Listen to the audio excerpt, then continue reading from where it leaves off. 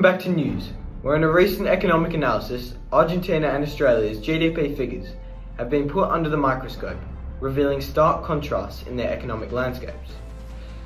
This report delves into the comparative strengths and challenges faced by each country, providing insights into their economic growth, industry contributions, and future ceilings. Despite Argentina's population nearly doubling that of Australia's, Argentina's GDP of $631.1 billion is significantly smaller comparatively to Australia's GDP of $1.693 trillion. To take a step back and view more accurately, taking the population difference into account, the Australian GDP per capita remains staggering at $65,099, next to Argentina's of $13,650. The long-standing causes of Argentina's economic struggles have stemmed from political instability and persistent fiscal deficits when government income can't match spending, reaching a shortfall of 4.4% of GDP in 2023. Moreover, Argentina's economic landscape is marred by high inflation, currency devaluation, and a heavy debt burden, all of which contribute to its lower GDP. These factors deter foreign investment and stifle economic growth.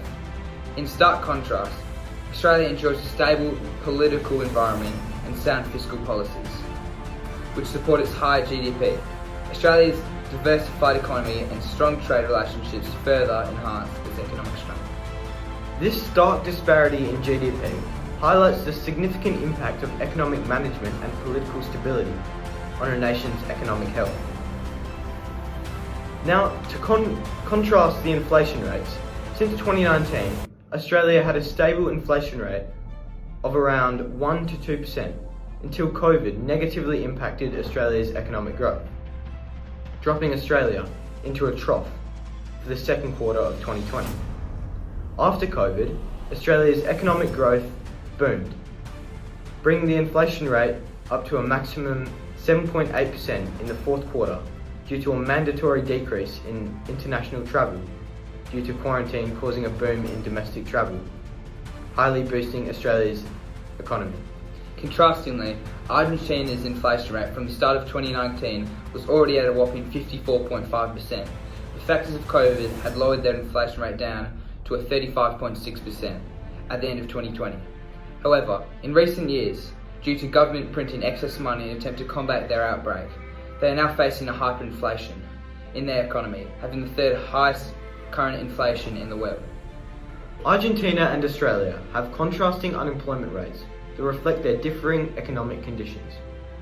Argentina's unemployment rate has historically been higher, often exceeding 10% due to their economic instability, inflation, and frequent financial crises. High unemployment in Argentina has led to increased poverty, lower consumer spending, and a weakened middle class, further exacerbating economic challenges. In contrast, Australia's unemployment rate has generally been lower, often around 4 to 6%, thanks to its relatively stable economy, diverse industries, and a strong social safety nets. Lower unemployment in Australia supports consumer confidence, high disposable incomes, and a steady economic growth. The disparities in unemployment rates between the two countries significantly impact their economic health. Argentina's higher unemployment contributes to a cycle of economic stagnation, whilst Australia's lower rate helps maintain a more resilient economy with stronger job markets and more robust growth prospects. Another prominent factor comparing these economies' health, aside from the previously discussed, is the country's productivity. Productivity is a measure of how efficiently goods and services are produced in an economy.